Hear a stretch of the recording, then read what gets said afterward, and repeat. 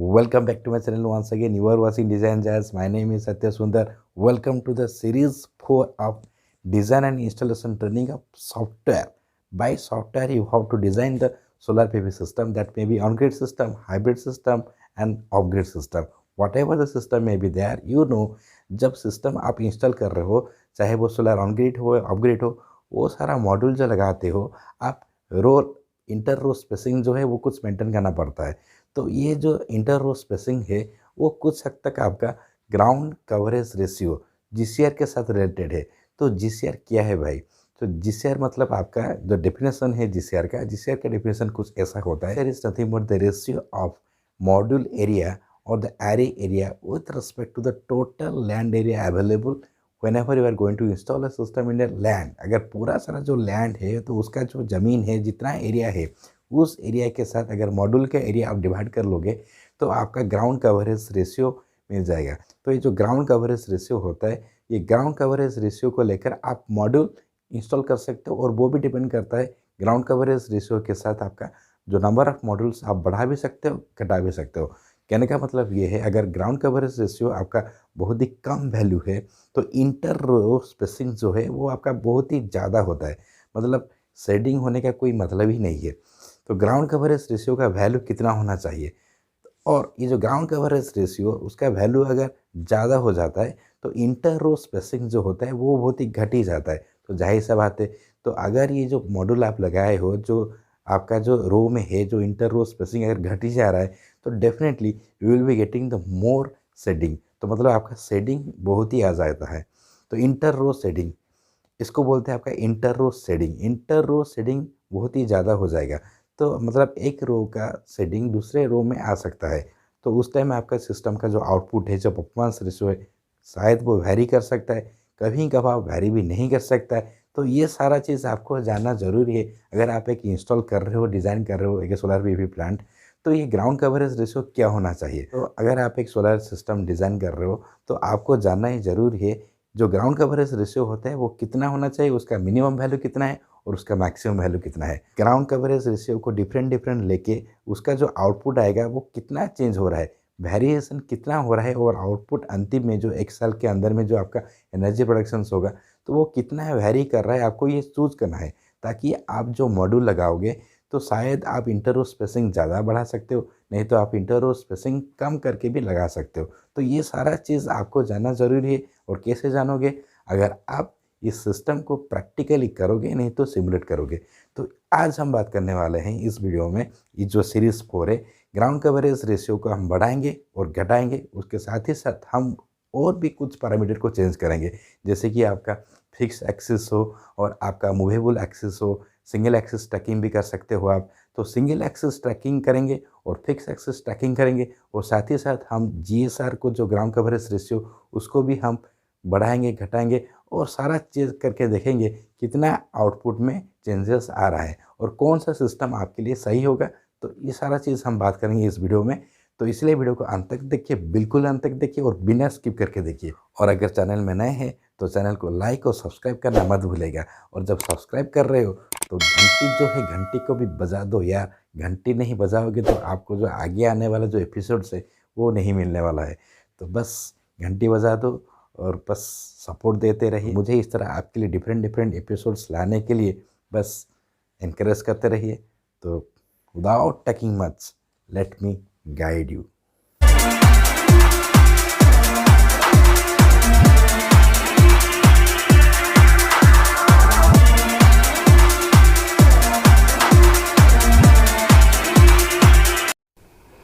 देखिए, पहले system adviser model जो है उसको ओपन कर देना है।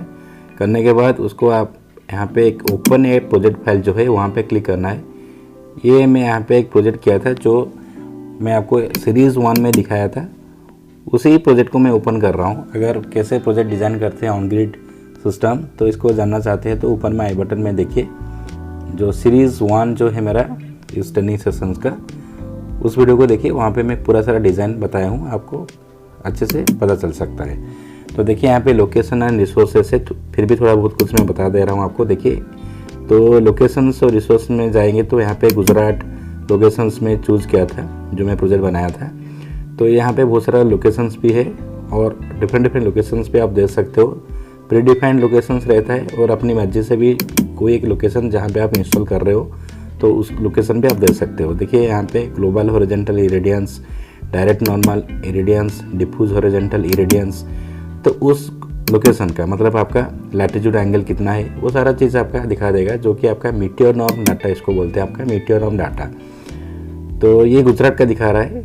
और उस तरह देखिए मॉड्यूल को मैं क्लिक किया, मॉड्यूल के अंदर भी बहुत सारा मैक का मॉड्यूल है जो आप यहाँ पे देख सकते हो। देखिए जिंको सोलर है, आपका टाटा सोलर है, आपका वारी है। सो डिफरेंट डिफरेंट ब्रांडेड का डिफरेंट डिफरेंट रेटिंग्स का मॉड्यूल है। किसी एक मॉड्यूल को आप चूज़ कर दीजिए। जो मॉड्यूल में चूज़ किया था ये मल्टी क्रिस्टलाइन मॉड्यूल है और एक मॉड्यूल का एरिया कितना है वो आपको दिखा देगा। नंबर ऑफ सेल्स पे कितना है, यहाँ पे 60 नंबर ऑफ सेल्स है और आपका डिफरेंट इलेक्ट्रिकल और मैकेनिकल पैरामीटर्स जो है जो आप मॉड्यूल चूज़ करोगे उसका सारा डिटेल्स आपका यहाँ पे दिखा देगा। तो यहाँ पे भी आपका ग्राफिकल एनालिसिस भी दिखा सकता है। देखिए मैं यहाँ पे जिंको सोलर लिया हूँ, तो उसके बाद आप इन्वर्टर को चूज़ करना होगा। इन्वर्टर का मैं यहाँ पे देखिए स्नाइडर इलेक्ट्रिक सोलर इन्वर्टर में चूज़ किया हूँ और यहाँ पे नंबर ऑफ MPPT इनपुट देखिए 1 है और यहाँ पे देखिए 25,000 वाट AC है, मतलब इसका मैक्सिमम AC पावर है और मैक्सिमम DC पावर और इतना प्रोडक्शन दे रहा है। तो ये सारा चीज़ आप इस तरह आप चूज़ कर सकते हो। तो इसके बारे में मैं ज़्यादा बोला हूँ सीरीज़ 1 में, पूरा सारा डिज़ाइन सिस्टम डिज़ाइन कैसे क्या होता है आप अच्छे से आपको समझ में आ जाएगा अगर आप सीरीज़ 1 एक बार देखोगे तो एक डिज़ाइनर पॉइंट ऑफ व्यू आप अगर ये सारा चीज़ जानना चाहते हैं कि कैसे मैं DC लिया AC लिया तो ये सीरीज़ 1 में देखिए आपको अच्छे से पता चल जाएगा। देखिए इन्वर्टर में चूज़ कर दिया, वहाँ पे आप दिखा सकता है जो सिस्टम जो AC का आउटपुट है उसके साथ अब आप सिस्टम डिज़ाइन भी कर सकते हो। सिस्टम डिज़ाइन में देखिए मैं जा रहा हूँ यहाँ पे और यहाँ पे DC to AC रेशियो जो है यहाँ पे 1.16 है देखिए। और आपका 100/2 100 में 25 2 50 मॉड्यूल से 100/2 में 25 और 2 मतलब 25 आपका सीरीज स्ट्रिंग है, 2 पैरेलल स्ट्रिंग है। फिर इस तरह और एक 100 है उसमें 25 मॉड्यूल सीरीज में और 2 आपका पैरेलल है। तो मतलब कुल मिला के आपका 100 मॉड्यूल आपका है। तो ये 100 मॉड्यूल को मैं देखे आप मैं फिक्स्ड कर दिया हूँ, ठीक है, फिक्स्ड एक्सेस कर दिया हूँ। तो चलिए मानते हैं यहाँ पे अनटाइटल्ड जो है इसको आप डुप्लीकेट कर दीजिए, तो मतलब आप दूसरा एक टैब खुल जाएगा, मतलब एक दूसरा टैब मतलब उसी प्रोजेक्ट को मैं दूसरा टैब में करके उसका एक कॉपी उसका पेस्ट कर रहा हूँ। मतलब डुप्लीकेट मतलब आपका सेम प्रोजेक्ट करके उसको मैं रीनेम कर दूंगा।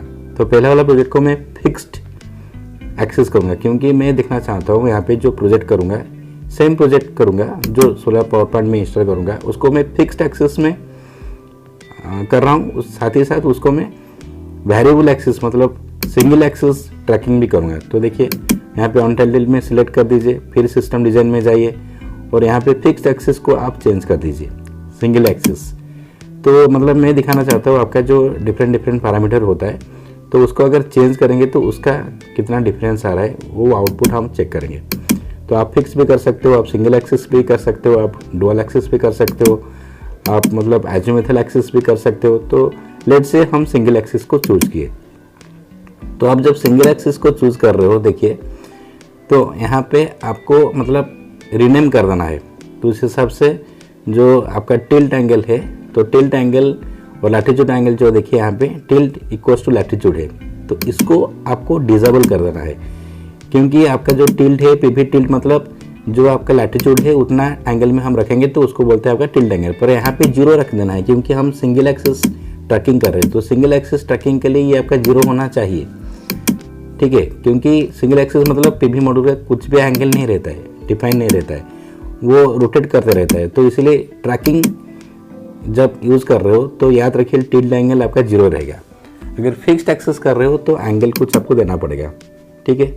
तो इसको देखिए उस हिसाब से हम रीनेम कर देंगे। रीनेम करके इसको हम नाम दे देंगे आपका वेरिएबल एक्सेस और I can say this is fixed axis. तो चलिए इसका नाम देते हैं हम फिक्स्ड एक्सेस। मतलब कहने का मतलब ये है आपका जो डिफरेंट ये सॉफ्टवेयर का एक एडवांटेज है कि सेम प्रोजेक्ट को आप एक ही साथ 2 टैब नहीं तो 3 टैब खोल सकते हो, 3 कॉपी भी कर सकते हो और उसका डिफरेंट पैरामीटर चेक करके सिमुलेट करके जो रिजल्ट आएगा वो आप कंपेयर कर सकते हो। तो चलिए देखिए, फिक्स्ड एक्सिस को मैं चूज कर रहा हूँ और फिक्स्ड एक्सिस को टिल्ट और लैटिट्यूड देखिए इक्वल है। टिल्ट लैटिट्यूड मतलब जितना एंगल आपका लैटिट्यूड है जो चंडीगढ़ का है तो वो आपका टिल्ट ले जाएगा। तो इसको सिमुलेट करके देखते हैं कितना आ रहा है। कुछ देखिए यहाँ पे परफॉर्मेंस रेशियो आपका कितना आ रहा है, 0.75 आ रहा है और आपका जो कैपेसिटी फैक्टर है आपका 17.3 है। ठीक है, तो सिंगल एक्सिस को भी हम क्या करेंगे, देखिए सिंगल एक्सिस है तो पहले हम फिक्स एक्सिस में किए थे, अभी सिंगल एक्सिस को सिमुलेट करेंगे।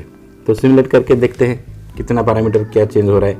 तो ये जो हम रिपोर्ट जनरेट करते हैं इस रिपोर्ट को हम बोलते हैं आपका DPR, डिटेल प्रोजेक्ट रिपोर्ट। इसके बारे में भी सीरीज 1 में ज़्यादा बोला हूँ, अब थोड़ा देख लीजिए। तो देखिए आपका अगर मैं सिंगल एक्सिस के में करूँ तो उसका कैपेसिटी यूटिलाइजेशन फैक्टर कितना है, देखिए आपका फिक्स्ड एक्सिस के 17.3 है पर आपका जो मतलब वेरिएबल एक्सिस है तो उसका सिंगल एक्सिस का आपका कैपेसिटी यूटिलाइजेशन फैक्टर बढ़ रहा है और आपका एनर्जी यील्ड जो ईयरली भी वो भी थोड़ा ज़्यादा रह रहा है। हालांकि परफॉर्मेंस रेशियो 0.75 है पर आपका जो एनर्जी यील्ड आप पास करके देख सकते हो, एनर्जी यील्ड भी आपका सिंगल एक्सिस में ज़्यादा रह रहा है फिक्स्ड एक्सिस के मुकाबले। ठीक है, तो इस हिसाब से आप कंपेयर कर सकते हो। तो देखिए मतलब आप इसका मतलब ये है कि अगर आप सिंगल एक्सिस कर रहे हो तो मतलब सिंगल एक्सिस ट्रैकिंग तो वहाँ पे कैपिटल यूटिलाइजेशन फैक्टर का वैल्यू इंप्रूव हो रहा है, पर फिक्स एक्सिस कर रहे हो तो आपका कैपिटल यूटिलाइजेशन फैक्टर जो है वो आपका घट जा रहा है और एनुअल प्रोडक्शन जो है वो फिक्स्ड एक्सिस में तो आपका एनुअल प्रोडक्शन भी थोड़ा बहुत कुछ घट जा रहा है। तो वही फ़ायदा आप दिखा सकते हो कि अगर फिक्स्ड एक्सिस करोगे तो क्या होगा और आपका डुअल एक्सिस करोगे तो क्या होगा। तो इस तरह आप कंपेयर कर सकते हो। देखिए यहाँ पे ग्राउंड कवरेज रेशियो जो यहाँ पे मैं 0.3 लिया और यहाँ पे 0.3 लिया हूँ, मतलब ये जो आपका फिक्स एक्सिस में चूज किया हूँ तो इसको नॉर्मली ग्राउंड कवरेज रेशियो जो होता है आपका 0.3 रहता है और उसका मैक्सिमम वैल्यू जो रहता है वो आपका 0.9 रहता है। तो चलिए हम इसको फिर से रीनेम कर देते हैं, मतलब फिक्स एक्सिस को रन करेंगे, जिस ईयर कितना लेंगे, जिस ईयर हम लेंगे 0.3। Ground coverage ratio, ground coverage ratio क्या है अगर इसको जानना चाहते हैं तो इसका एक दूसरा वीडियो हम बना देंगे। अगर आप जानना चाहते हो तो हमको कमेंट सेक्शन में कमेंट करके बताएं, हम आपको बता देंगे। तो देखिए हम सिंगल एक्सिस को अभी चूज़ करेंगे और यहाँ पे जो ग्राउंड कवरेज रेशियो जो है इस ग्राउंड कवरेज रेशियो को अभी 0.3 से उसको बढ़ा के 0.9 कर देंगे जो कि उसका मैक्सिमम रेंज है। ग्राउंड कवरेज का रेशियो जो होता है ग्राउंड कवरेज रेशियो तो मिनिमम वैल्यू 0.3 होता है और मैक्सिमम वैल्यू आपका 0.9 रहता है। तो उस हिसाब से आपका टोटल एरिया जो है मॉड्यूल का जो आप लगाओगे जहाँ पे जो मॉड्यूल एरिया और आपका रिक्वायर्ड एरिया तो वो वैरी कर जाता है। वो कैसे वैरी करता है उसका एक कंसेप्ट दूसरा कंसेप्ट है, तो उसका एक दूसरा वीडियो हम बना देंगे आपको। तो चलिए हम मानते हैं इसका GCR जो है ग्राउंड कवरेज रेशियो उसको हम 0.9 बना के रीनेम कर देते हैं। तो चलिए अब क्या करेंगे, तो अभी फाइल में जाइए, फाइल में जाके आप इनपुट ब्राउज़र को क्लिक कीजिए। इनपुट ब्राउज़र जो है यहाँ पे आप देख सकते हो क्या क्या इनपुट आप दिए हो। देखो यहाँ पे व्यू में जो टैब है इसको सिलेक्ट कर सकते हो, show different values, show equal values, show all values, show calculated values, बहुत सारा टैब है।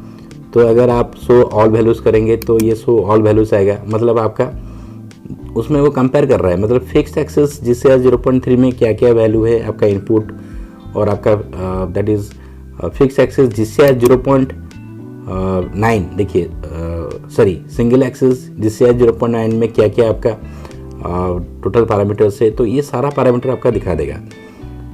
ठीक है, तो ये आप इस तरह से चेक कर सकते हो। मतलब इनपुट ब्राउज़र मतलब इनपुट क्या क्या चीज़ आप दिए हो वो आप सेंड भी कर सकते हो, सेव भी कर सकते हो, CSV फाइल है तो एक्सेल उसको एक्सपोर्ट भी कर सकते हो, क्लिपबोर्ड में सेव भी कर सकते हो।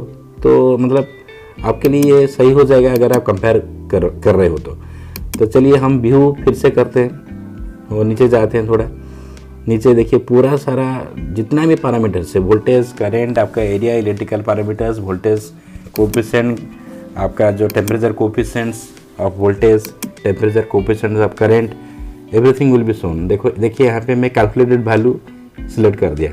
तो मतलब ये जो शेडेड हो गया है, मतलब ब्लू कलर का जो देख रहे हैं आप, ये आपका कैलकुलेटेड वैल्यू है। मतलब आपका देखिए पार्ट लोड और पावर डाटा, मतलब आपका कितना कैलकुलेटेड जो सिस्टम आप बनाए हो तो उसका जो कैलकुलेटेड पैरामीटर्स है उसको आप चेक कर सकते हो। तो चलिए मानते हैं हम यहाँ पे डिफरेंट वैल्यूज जो है उसको हम चेक करेंगे, क्योंकि यहाँ पे हमको दिखना है कितना डिफरेंस आ रहा है अगर हम पैरामीटर को चेंज कर रहे हैं। तो देखिए land area fix axis GCR का लैंड एरिया आपका 0.12 है, जबकि आपका सिंगल एक्सिस जीएसआर आपका लैंड एरिया थोड़ा घट रहा है, 0.042 है, ठीक है। और आपका देखिए यहाँ पे जीसीआर 0.3 है, वहाँ पे जीसीआर 0.9 है। और यहाँ पे देखिए आपका टिल्ट एंगल जो है आपका फिक्स एक्सिस 0.3 में 32.5 है, क्योंकि वो फिक्स कर दिया, पर आपका सिंगल एक्सिस में 0 है। और ग्राउंड कवरेज रेशियो देखिए यहाँ पे 0.3, वहाँ पे 0.9 है। और टिल भी इस तरह 100/2, मतलब 100/1 और 100/2, ये दो दिखा रहा है इसलिए क्योंकि हम 2 100 यूज किए हैं, ठीक है। तो देखिए टोटल एरिया भी देखिए आप, टोटल एरिया यहाँ पे 0.126845 है जो फिक्स एक्सिस जीसीआर 0.3 में, और आपका सिंगल एक्सिस जीसीआर 0.9 में आपका 0.042 कुछ है। तो रो स्पेसिंग भी देखिए यहाँ पे, रो स्पेसिंग 10.78 है, पर आप जो आपका फिक्स एक्सिस में है और आपका सिंगल एक्सिस में थोड़ा बहुत कुछ घट जा रहा है। तो उस हिसाब से आप इस तरह चेक कर सकते हैं रो स्पेसिंग भी कितना है।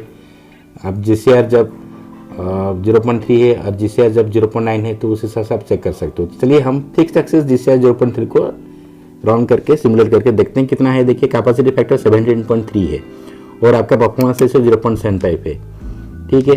तो ये आपका फिक्स एक्सिस को रन किए हम। तो चलिए हम मानते हैं अब यहाँ पे जो आपका फिक्स्ड एक्सिस ना करके आपका जो वेरिएबल एक्सिस मतलब सिंगल एक्सिस 0.9 उसको हम जिसे 0.9 उसको सिमुलेट करते हैं, तो देखते हैं कितना रिजल्ट आपका वेरी होता है। मतलब आप अभी चेक कर रहे हो डिफरेंट पैरामीटर को वेरी करके डिफरेंट कंडीशन में आप देख सकते हो क्या क्या चीज़ आउटपुट में आपका डिफर कर रहा है, ठीक है। तो चलिए देखिए यहाँ पे सिमुलेट करते हैं।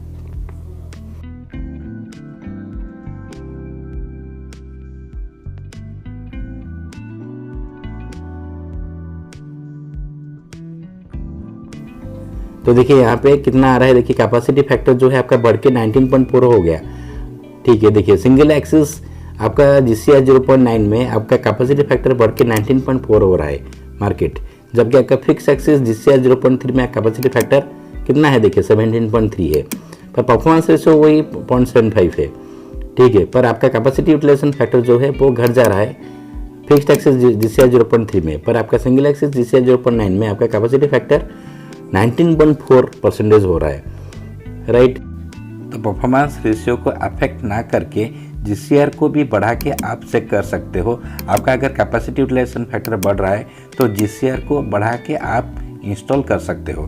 तो इस तरह आप एनालिसिस कर सकते हो डिफरेंट पावर प्लांट के डिफरेंट पैरामीटर को लेकर। Thank you. तो मतलब आपका जो जीसीआर को बढ़ा के और इंटर रो स्पेसिस को घटा के आप पूरा सारा लैंड एरिया को कवरेज कर सकते हो। मतलब जितना मॉड्यूल लगना चाहिए उससे ज़्यादा भी लगा सकते हो और पूरा लैंड एरिया को आप यूटिलाइज कर सकते हो।